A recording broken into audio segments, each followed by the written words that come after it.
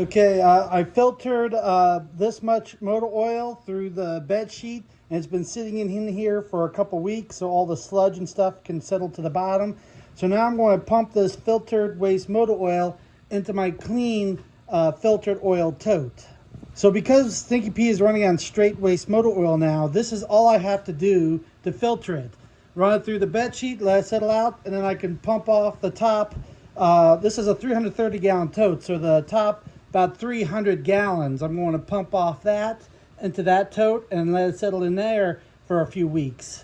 So you could see how from filling up Stinky Pete with this filtered waste motor oil, I did not go all the way to the bottom, because that's where any of the water, dirt, metal, or sludge might be at. Even after picking up the waste motor oil from a shop and letting it sit for several weeks before I run it through the bed sheet, plus it settles in there and then pumps it out into here, settles in here.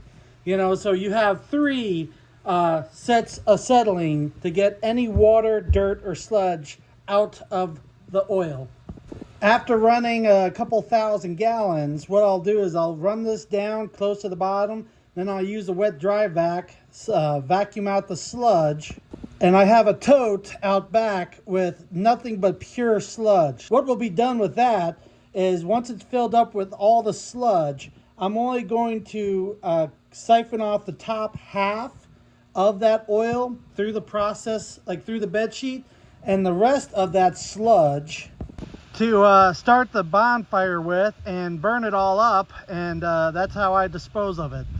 Now you could take 5 gallons, like a 5-gallon bucket to like Walmart or anything like that, to one of those oil recycling places, but they will be very pissed when you bring a bucket of nothing but like dirt and sludge.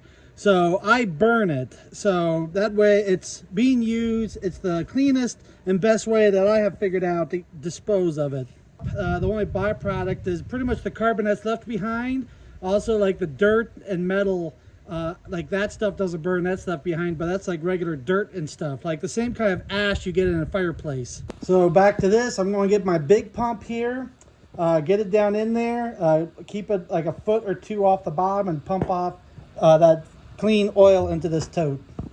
So there we go, just pumping the filtered motor oil out into the storage tote for Stinky Pete. Look at that liquid gold. So like I said before, this is my straight waste motor oil, which I'm running in Stinky Pete. That is oil and gasoline mix. It's about 30% gas to 70% oil mix to run in my machine there, or to run in my bulldozer or my other backhoe or other diesel things I have, like the generator.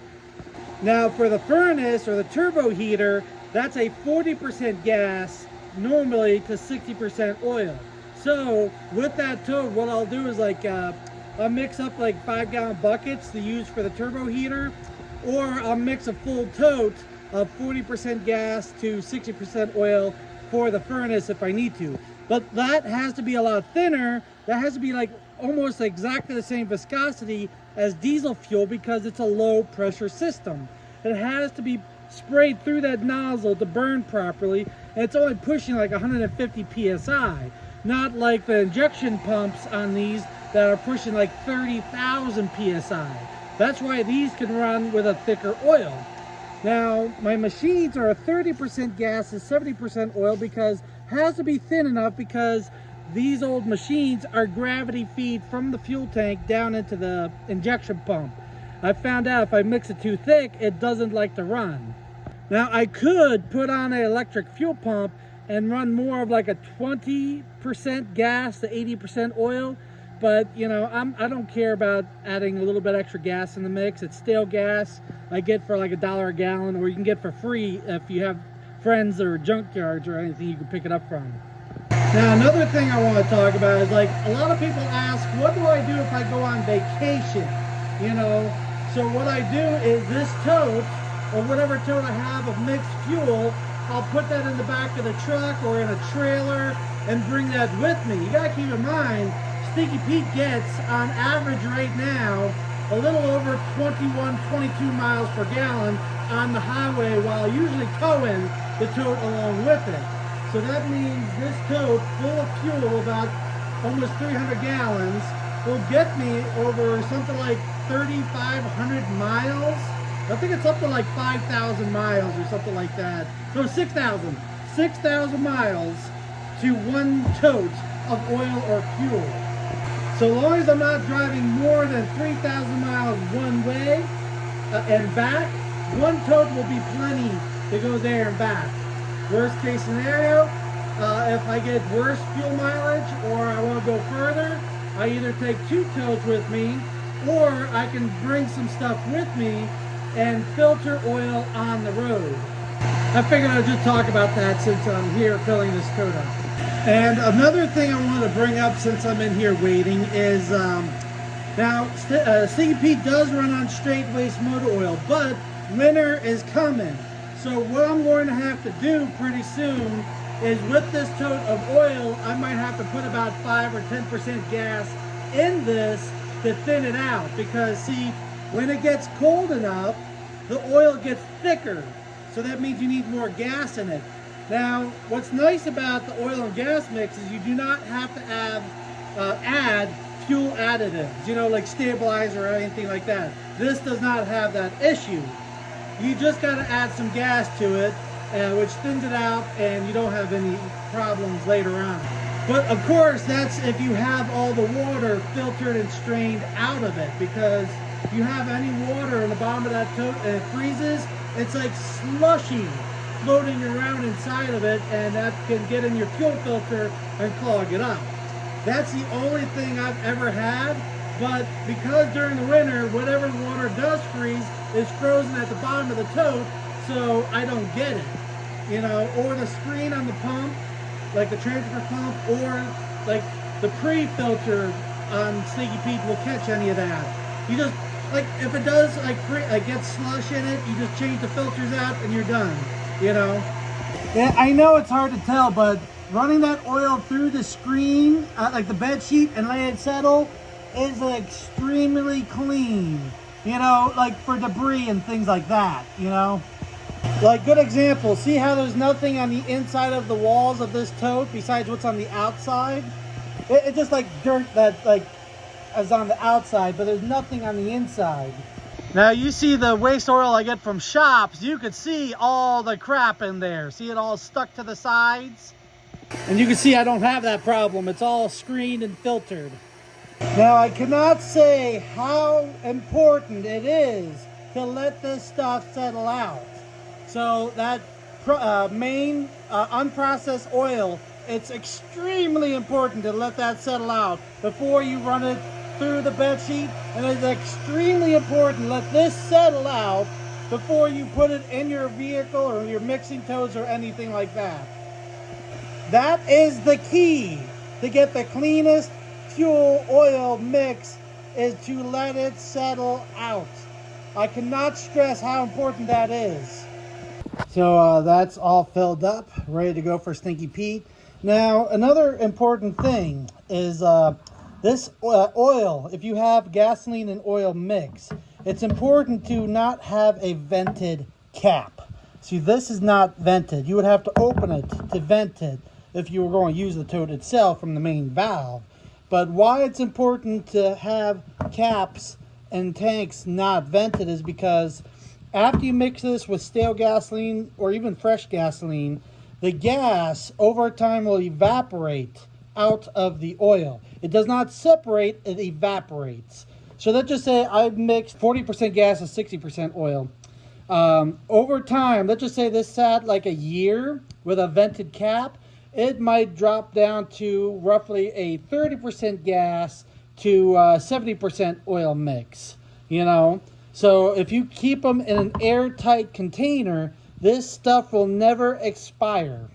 Good example, if you bought brand new gasoline from the gas station, this whole tote of it, if you put it in a nice airtight container with it, like this lid that's not vented and stuff, keep a tarp over it so the sun is not shining on it, like a rubber mat or anything like that. This tote will easily hold gasoline and keep it like brand new fresh gas for practically 20-30 years. The only thing that might happen after like 30 years is the moisture that will condense like actually goes through the plastic and condense inside the tank. That's the only thing you might run into, but of course that water will settle to the bottom of the tote. The rest of the gasoline will stay nice and fresh. Also, by keeping the sun off these totes will last a lot longer, because over time these totes will biodegrade basically from the sunlight. They'll get really fragile and brittle, and they could crack if you put too much force into the side of them, like if you flex them too much. That's why there's 3 totes over there. Those are no good, so I got to get rid of those, because one tote fell outside. You can see how it got crushed in. So it's not safe to use anymore. The other one, just over time, sun beating on it, and the top of it, the top corner, like the top corner right here, cracked open. It's like very common for them to crack here at the corners. Now you keep them in a shed like this, or a shop like this one is over 10 years old. You could see it's still a good tote. Of course it's dirty, but it's still good, flexible. The sun has not been like breaking down the plastic. So anyway, let's get this tote out with the machine and get another raw waste motor oil tote in here. So I'm just going to ease it out. Sorry I didn't record the whole thing, but I just brought another tote of raw waste motor oil in. So what I did was I set the tote right here where I can reach with my machine. Then I use the pallet jack to move things around. So now I brought it in here, so I'm going to get the pump and everything ready, but I'm not going to run anything out of this. Since I've moved it and disturbed it, I have to now let it settle for at least 2 weeks. Even though it's been sitting for like a month or two, I need to now let it resettle down. So like before, I've now got the little pump in there with the weight on the hose. It's only down about 3/4 down the tote, so it's about, I guess that's about 50 gallons worth at the bottom, or 75. So I'm basically pumping off the top 200 gallons when I'm ready to start running it. Not yet. But I just got that little cheap Chinese pump, and it pumps it up through the bed sheet. So you can see the bed sheet is not clogged up very bad, because you can see it's only a little bit at the bottom. So we can start running more oil. So it's just like before. What I'll do is I'll set the timer. Like I'll control the speed of the pump with whatever voltage or amps I set it at, and I just keep resetting the timer. Every morning I come up, I check the bed sheet to see how much is clogged up on it. I see how much is left in the tote, and like how much is in this tote, and I set the timer. So every morning before I go to work, I set the timer for like 12 hours, and when I come home from work, I'll reset the timer. Every session, I keep checking it.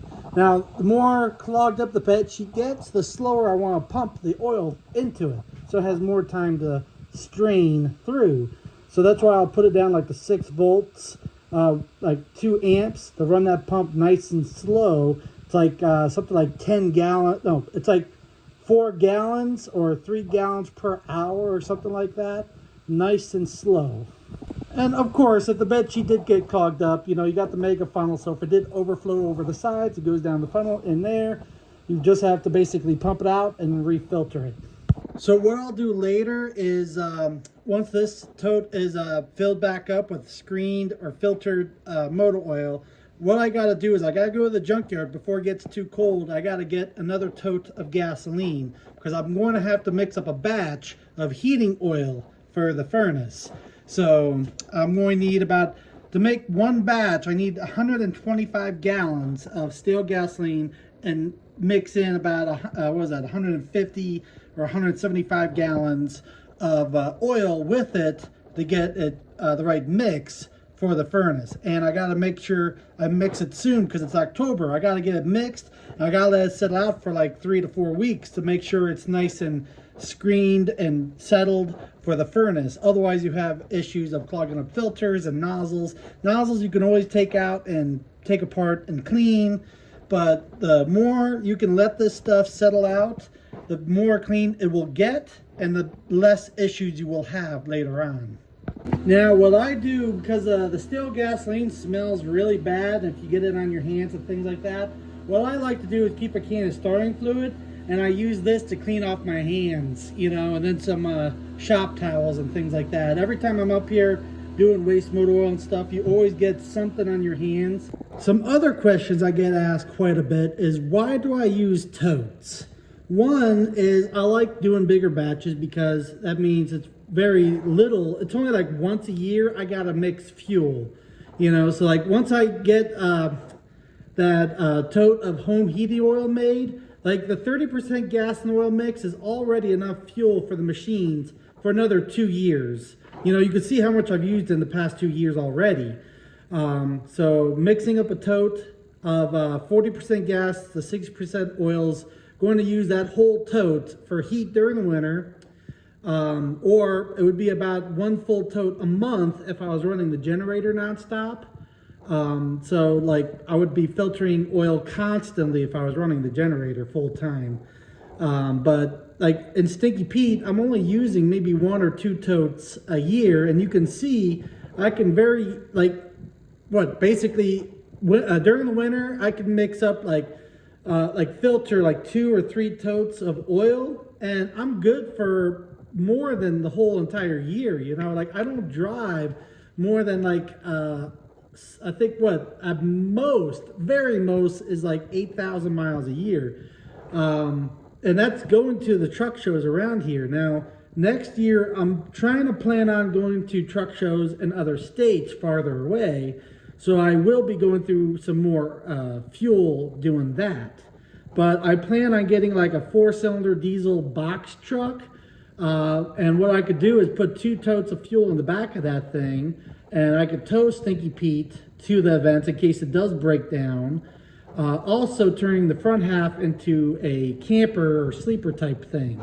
But that's going to be videos later on, once I get caught up on credit card debt and stuff like that.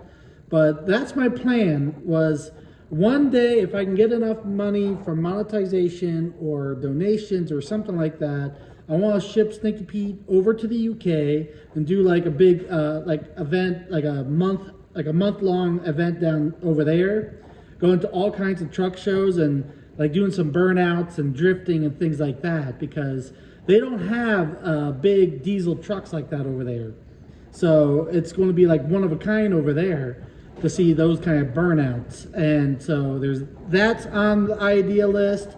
Also, if I can get tiny homes or something built where I get steady cash flow from the rent, then what I plan on doing is literally traveling all across the world, you know, or at least across the United States with Stinky Pete. I got to just see later on what funding I have to work with, you know. But see, I got to get more followers on YouTube. I got to get monetized on YouTube, and you got to keep a steady flow. Otherwise, unless I start doing like sponsorships or things like that, like Fast Fuel Systems, you know, with their aftermarket fuel pump I have on Stinky Pete. You got Power Driven Diesels, which I get a lot of the parts from them, you know, for the drivetrain. So if I get sponsors, like sponsorships from one of those two, or at least get free engine parts, you know, things like that, then that helps out big time. You know, then I can push some, push over 1,000 horsepower in Stinky Pete and actually put on a good show at burnout competitions. If I can do the 4-link suspension and stuff like that, take it down the drag strip. And, you know, there's truck pulls for lightweight classes, drag racing on a dirt track. There's quite a few different things I can do with Stinky Pete if I get the motor and the drivetrain strong enough to handle all of it. So, because like when I have the box truck, like the front half is like a sleeper, the back half will have the totes of fuel, everything I need to mix fuel on the road, also have all my tools and spare parts. You know, because a lot of this stuff I could do in a parking lot, no problem. Like if the truck breaks one weekend, I travel out to the next show, right there in a truck stop or parking lot. I'll change the transmission or motor or fix it or whatever for the next event, you know, for that weekend, like the weekend event. So these are some of the ideas I have, what I would like to start doing. But for right now, that's just off the table, just can't afford it. And going to finish off the video with some wildlife down in the field, and of course the view on the porch.